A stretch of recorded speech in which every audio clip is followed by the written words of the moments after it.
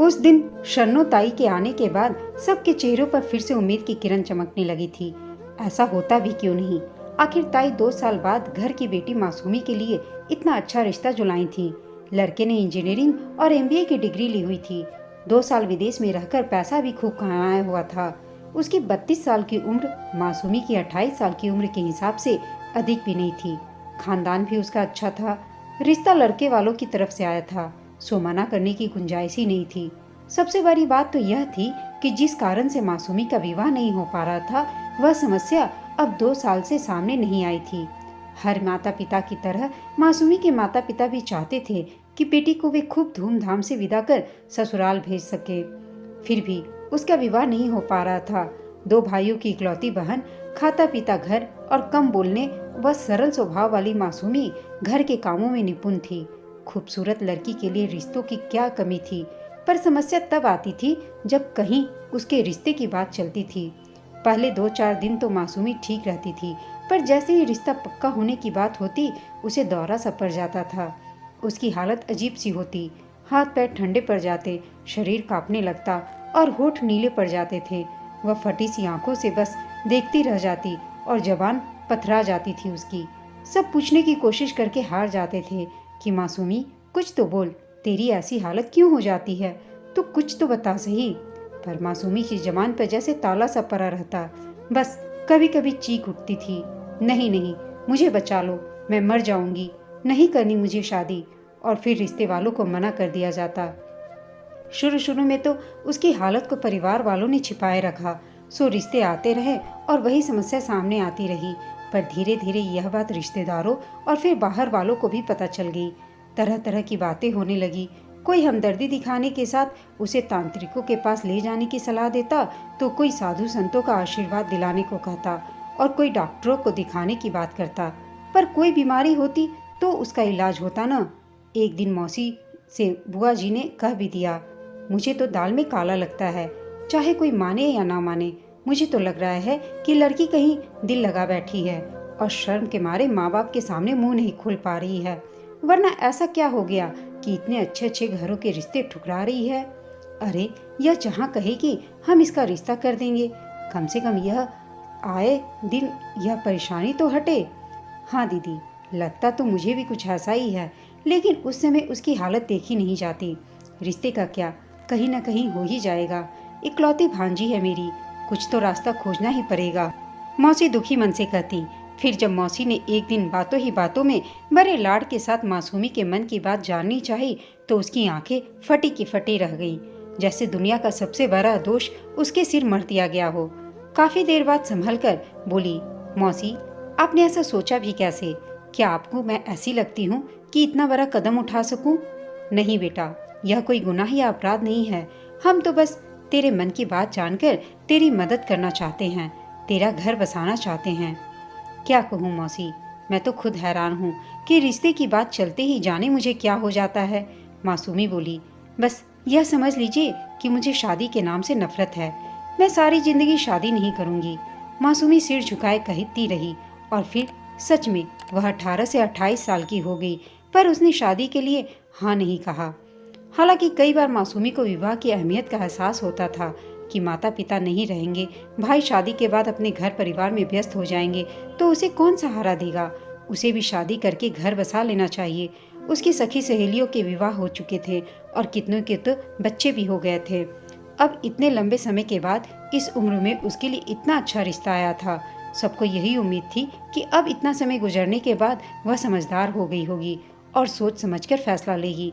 पर मासूमी ने फिर मना कर दिया था। पूरे हफ्ते तो इसी उधेड़-बुन में लगी रही और आखिर में उसे यही लगा कि विवाह का रिश्ता संभालने में वह असफल रहेगी। उस रात वह जी भर कर रोई। इन सब बातों में उसका दोष सिर्फ इतना था कि उसे लगता था कि वह किसी की जिंदगी में शामिल होकर उसे कोई खुशी देने के लायक नहीं है। रात भर अनेक विचार उसके दिमाग में आते जाते रहे और सुबह उसे फिर दौरा पड़ गया था। माँ ने मासूमी के सिर में नारियल के तेल की मालिश की थी, उसे बादाम का दूध पिलाया था। दोनों भाई बार बार उसे आकर देख जाते थे। पिता उसके बराबर में सिर झुकाए बैठे सोच रहे थे कि आखिर क्या दुख है मेरी बेटी को। कोई कमी नहीं है, सब लोग इसे इतना प्यार करते हैं, फिर कौन सा दुख है जो इसे अंदर ही अंदर खाए जा रहा है। पर मासूमी के होठों पर फैली उसकी फीकी मुस्कान का राज कोई नहीं समझ सका, जिसने उसके अस्तित्व के को ही टुकड़े टुकड़े कर दिए थे। मासूमी ने बहुत कोशिश की थी खुद को बहलाने का, अकेली जिंदगी के कड़वे सच का आईना खुद को दिखाने का, लेकिन हर बार मायूसी ही उसके हाथ लगी थी। बिस्तर पर लेटी आंखें छत पर जमाए वह अतीत की गलियों से गुजर रही थी कि भाई राकेश की आवाज पर ध्यान गया, जिसने गुस्से में पहले गमले को ठोकर मारी, फिर अंदर आकर माँ से बोला, माँ आप पापा को समझा दीजिए, उन्हें कुछ तो सोचना चाहिए कि वे कहाँ बोल रहे हैं।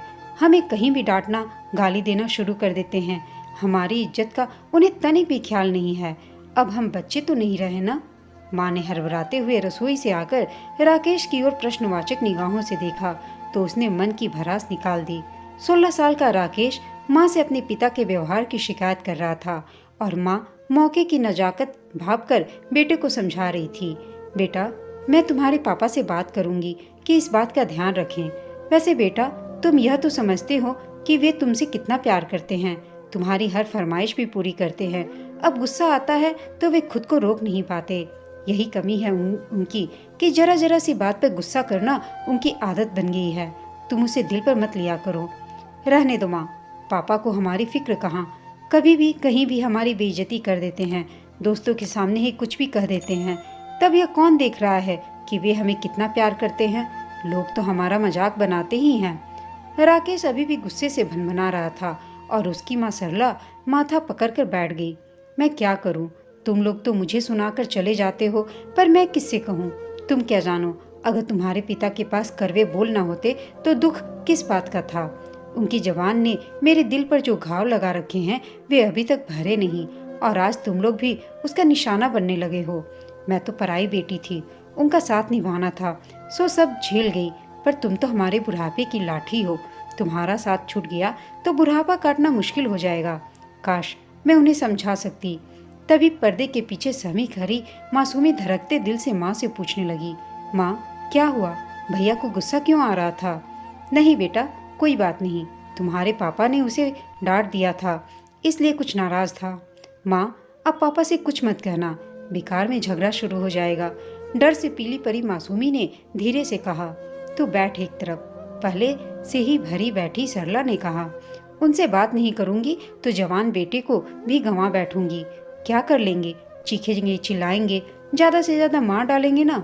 देखूंगी मैं भी, आज तो फैसला होने ही दे, उन्हें सुधारना ही पड़ेगा।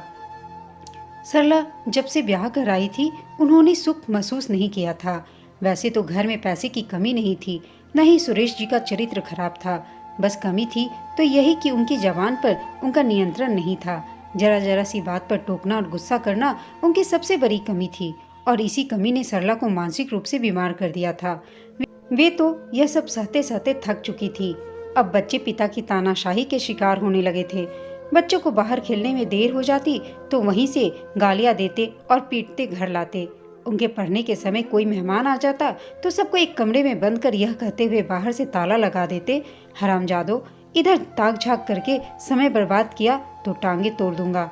1 घंटे बाद सबसे सुनूंगा कि तुम लोगों ने क्या पढ़ा है, चुपचाप पढ़ाई में मन लगाओ।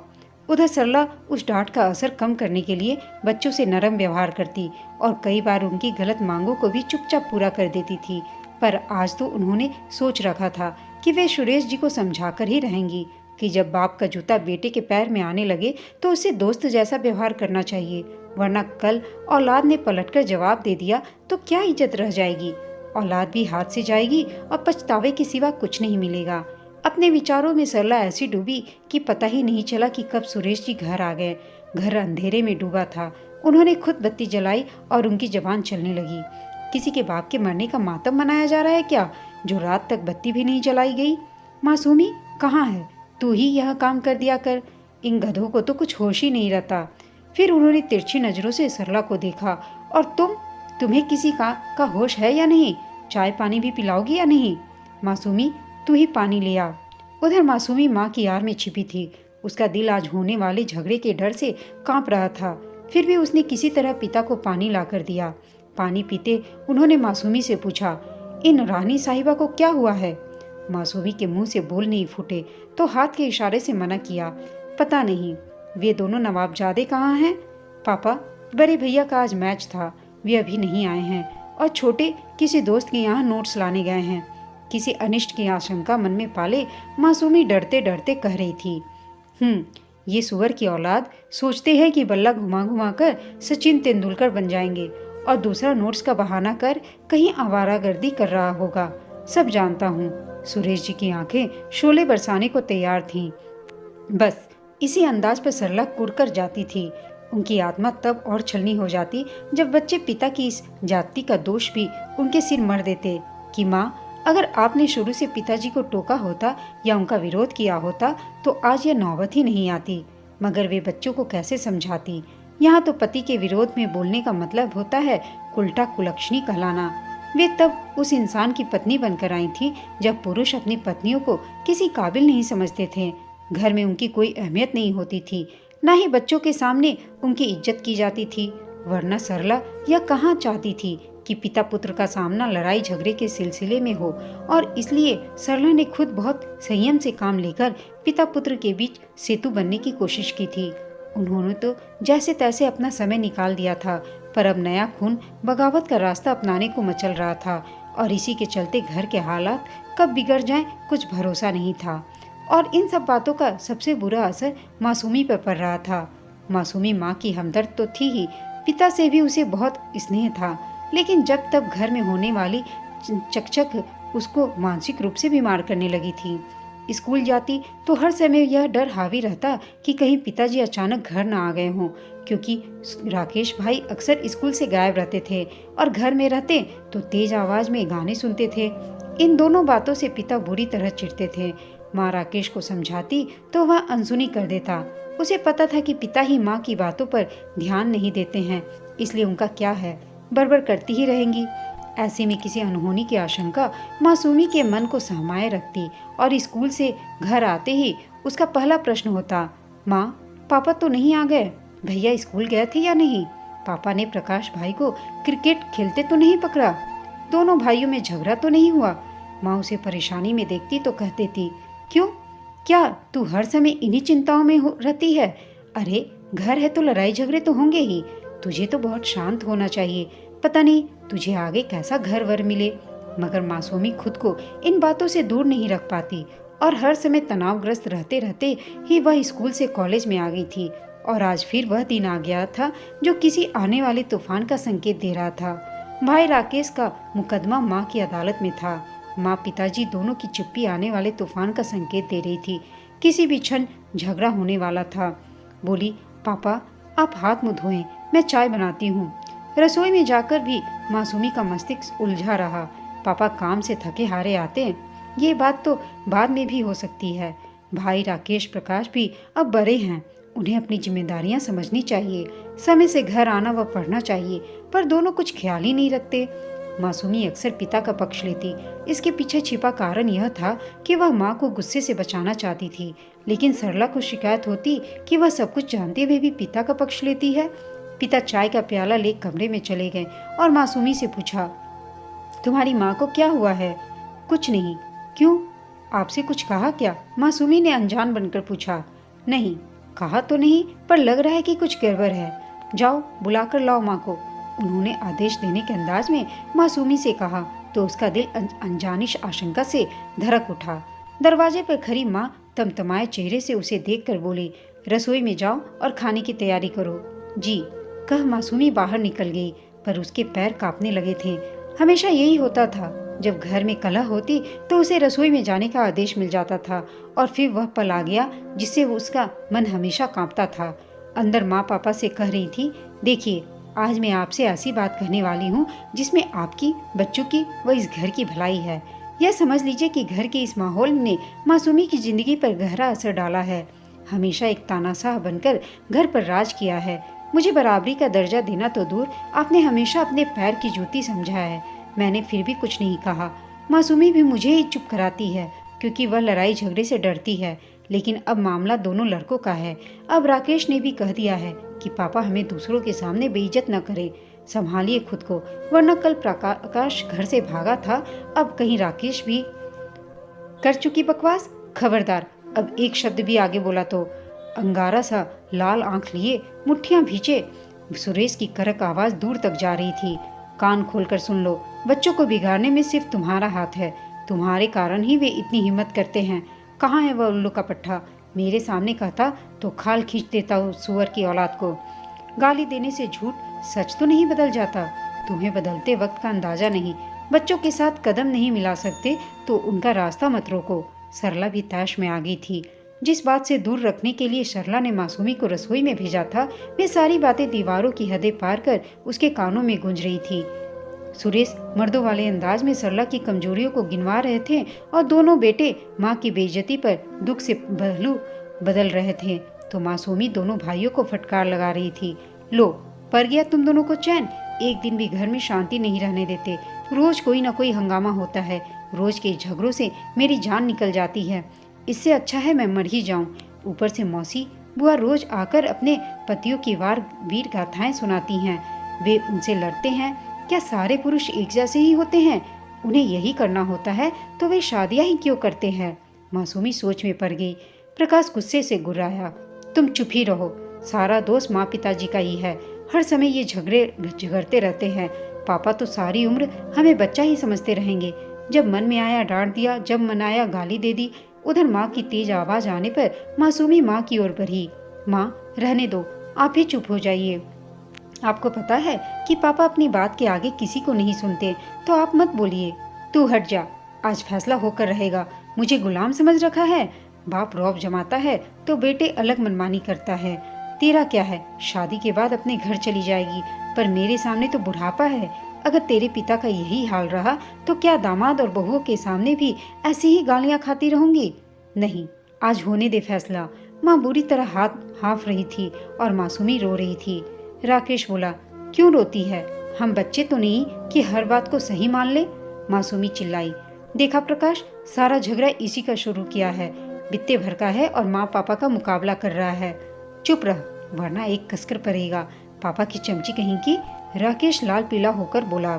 प्रकाश भी तमक उठा, दिमाग फिर गया है तुम लोगों का। उधर वे लड़ रहे हैं, इधर तुम। कोई मानने को तैयार नहीं है। आप माने थे? राकेश ने पलटवार किया तो प्रकाश उसे मारने दौड़ा। उसी समय अंदर से कुछ टूटने की आवाज आई। मासूमी दौड़कर अंदर गई तो देखा पिताजी हाथ में क्रिकेट का बैट लिए शोकेस पर तरतर मार रहे हैं। राकेश द्वारा पॉकेट मनी जोड़कर खरीदा गया सीडी प्लेयर और सारी सीडी जमीन पर पड़ी धूल चाट रही थी। शोपीस टुकड़े टुकड़े होकर बिखरा पड़ा था। मासूमी हाथ जोड़कर बोली, पापा प्लीज शांत हो जाएं। लेकिन सुरेश जी की जबान को लगाम कहाँ थे। गालियों पर गालियां देते चीख रहे थे। तू हट जा, एक एक को देख लूंगा। बहुत खिलाड़ी गंवैये बने फिरते हैं, पर ये नहीं होने दूंगा। इनको सीधा कर दूंगा या जान से मार डालूंगा। प्रकाश का जवान खून भी उबल खा गया। हाँ हाँ, मार डालिए, रोज रोज के झगड़ों से तो अच्छा ही है। सरला और मासूमी ने मिलकर प्रकाश को बाहर ढकेलना चाहा और राकेश ने बाप को पकड़ा, पर कोई बस में नहीं आ रहा था। मासूमी ने घबराकर इधर उधर देखा तो बहुत सारी आंखें उनकी खिड़कियों से झांक रही थी और कान दरवाजे से चिपके हुए थे। बस यही वह समय था जब मासूमी का सिर चकराने लगा। उसे लगा कि वह गहरे पाताल में धंसती चली जा रही है, जहाँ न उसे माँ की बेबसी का होश था और न पिता के गुस्से का और न भाइयों की बगावत का। मासूमी को होश आया तो सारा माहौल बदला हुआ था। पिता सिर झुकाए सिरहाने बैठे थे। माँ पल्लू से आंखें पोंछ रही थी। भाई हाथ पैर सहला रहे थे। पिता का गुस्सा तो साबुन के बुलबुलों की तरह बैठ गया था, पर माँ सरला आज मौके का फायदा उठाकर फिर बोल उठी थी। जवान बच्चों के लिए आपको अपनी आदतों और करवाहटों पर काबू पाना चाहिए। यह नहीं कि घर में घुसते ही हुक्म देना शुरू कर दें। प्रकाश ने उन्हें चुप कराया। माँ, बस भी करो। देख नहीं रही हो मासूमी की क्या हालत है? सुरेश जी मासूमी की हालत देख खामोश और शर्मिंदा थे, तो माँ बेटों की तकरार चालू थी। सब एक दूसरे को दोष दे रहे थे। पिता का कहना था कि अगर बच्चों पर लगाम न कसो तो वे बेकाबू हो जाएंगे, और बच्चों का कहना था कि पापा हमें हर बात पर बस डांटते हैं। घर से बाहर रहो तो घर में रहने का आदेश, घर पर रहो तो टोका टोकी, गाने सुने तो हमें सुनाते हैं, दोस्तों के साथ खेलें तो उसे आवारागर्दी कहते हैं। हम तो यहाँ बस माँ के कारण चुप हैं, वरना। सरला बेटों को चुप करा रही थी। चुप रहो, जवान हो गए हो तो इसका मतलब यह नहीं कि पिता के सामने हमेशा जवान खुलो। सब मिलकर मासूमी को एहसास दिलाना चाह रहे थे कि कोई किसी का दुश्मन नहीं। हाँ, झगड़े तो होते ही रहते हैं। देखो, तुम्हें तकलीफ हुई तो सब तुम्हारा चिंता में बैठे हैं। माँ ने मासूमी के बाल सहलाए। सब लड़ झगड़ कर एक हो जाते हैं, पर तुम बेकार में उसे दिल में पाल लेती हो। मासूमी बिखर गई। माँ, आपको अच्छा लगे या बुरा, पर सच यह है कि गलती आपकी भी है। आपको यही लगता है कि पिताजी ने कभी आपकी कद्र नहीं की, लेकिन मैं जानती हूँ कि पापा के मन में आपके लिए क्या है। आप घर पर नहीं होती हैं तो आपको पूछते हैं, आपकी बहुत सी बातों की सराहना निगाहों से करते हैं, पर कहना नहीं आता उन्हें। लेकिन उनकी तकलीफ देह बातों के कारण आपका ध्यान उनकी इन बातों पर नहीं जाता। इसी कारण पापा पर गुस्सा आने पर आप बच्चों के सामने पापा की कमजोरियां गिनवाती हैं और फिर बच्चे उनको आपके पीठ पीछे भला बुरा कहते हैं। मासूमी बोल रही थी और सरला चोर सी बनी सब बातें सुन रही थी। सुरेश जी भी मासूमी की हालत से घबराए थे। हमेशा ही गुस्सा ठंडा होने पर वह एकदम बदल जाते हैं। उन्हें बीवी बच्चियों पर लाड प्यार आता। आज भी यही हुआ। वे उठकर और टूटा हुआ शोपीस सीडी प्लेयर उठाकर गाड़ी में रखने लगे। टूटी सीडी के नाम नंबर नोट करने लगे। मासूमी खामोशी से लेटी देख रही थी कि अब पापा बाजार जाकर सब नया सामान लाएंगे। आइसक्रीम मिठाई से फ्रिज भर जाएगा। माँ के लिए नई साड़ी, भाइयों की पॉकेट मनी मिलेगी। प्यार से समझाएंगे कि बेटा, अभी तुम लोगों का ध्यान पढ़ने में लगना चाहिए। मैं तो चाहता हूँ कि तुम लोग खाओ पियो, हंसो बोलो। पिताजी खुश होंगे तो सबके साथ बैठे दुनिया जहान की बातें करेंगे। माँ भी चहकती। फिर हंगामा शुरू हो जाएगा। मासूमी का तो कॉलेज जाना भी बंद हो चुका था। वो वहाँ जाने पर भी हमेशा की तरह मन उसका धड़कता था कि कहीं फिर दोनों भाइयों में, माँ बाप में झगड़ा न हो गया हो। कहीं मौसी और बुआ अपने अपने पतियों से झगड़ कर न आ बैठी हों। बस यही हालात थे जिनके कारण मासूमी को पुरुषों से नफरत हो गई थी, जिसमें उसके पिता, भाई, फूफा, मौसा सभी शामिल थे। सारे पुरुष उसे जल्लाद लगते थे, जो सिर्फ स्त्रियों पर अपना हक जताकर उन्हें नीचा दिखाना चाहते थे।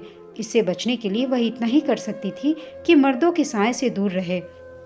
आज उसके भाई अच्छा खासा कमाकर परिवार वाले हो गए थे। एक मासूमी ही थी जिसके लिए सब कुछ बेकार हो चला था। अब यह रिश्ता फिर से हाथ आया था और मासूमी ने फिर से इनकार कर दिया था। इस बार सुरेश जी को गुस्सा तो बहुत आया, फिर भी खुद पर काबू पाकर वे मासूमी को समझा रहे थे, यह क्या नादानी है, तुम्हारी इतनी उम्र होने पर भी यह रिश्ता आया है, अब कहीं ना कहीं तो समझौता करना ही पड़ेगा। खुशियां दरवाजे पर खड़ी हैं, फिर भी तुम क्यों परेशान हो रही हो? या तो तुम्हें मुझे यह बात स्पष्ट समझानी होगी, वरना मैं अपने हिसाब से जो करना है कर दूंगा। कुछ समय मासूमी सिर झुकाए खड़ी रही, फिर हिम्मत करके बोली, आप मुझसे जवाब मांग रहे हैं तो सुनिए पापा, मैं हार गई हूँ खुद से लड़ते लड़ते। बहुत सोचने के बाद मुझे विश्वास हो गया है कि मैं माँ जैसी हिम्मत व सब्र नहीं रख पाती। मैं नहीं चाहती कि मेरे पिता द्वारा जो व्यवहार मेरी माँ से किया गया है वही व्यवहार कोई और व्यक्ति मेरे साथ करे। औरत होने के नाते मैं उस औरत के दुख को महसूस कर सकती हूँ जो मेरी माँ में है। हो सकता है कि विवाह के बाद मैं भी व्यवहारिकता में जाकर सब कुछ सह लूँ, पर मैं इतिहास दोहराना नहीं चाहती। आपके माँ व परिवार के बीच होने वाले झगड़ों ने मेरे अस्तित्व को ही जैसे खोखला व कमजोर बना दिया है। मुझे नहीं लगता कि मैं अब किसी परिवार का हिस्सा बनने लायक हूँ। एक अनजाना सा डर मुझे हर खुशी से दूर ही रखेगा, इसलिए आप मुझे माफ कर दें और रिश्ते के लिए मना कर दें। इतना कहकर वह दोनों हाथों से मुंह छुपाकर फूट फूट कर रो दी और कमरे में भाग गई। मासूमी की बात सुनकर सुरेश जी सन्न रह गए। उन्होंने सोचा भी नहीं था कि आए दिन घर में होने वाले झगड़े उनकी बेटी की जिंदगी में ऐसा गहरा निशान छोड़ जाएंगे कि उसकी जिंदगी की खुशियां ही छीन जाएगी। जिंदगी के कटघरे में आज वे अपराधी बनकर सिर झुकाए खड़े थे। दोस्तों, आपको यह कहानी कैसी लगी कमेंट करके बताइएगा। साथ ही कहानी अच्छी लगी हो तो इसे लाइक, शेयर और चैनल को सब्सक्राइब अवश्य कीजिएगा। कहानी सुनने के लिए आप सबका धन्यवाद।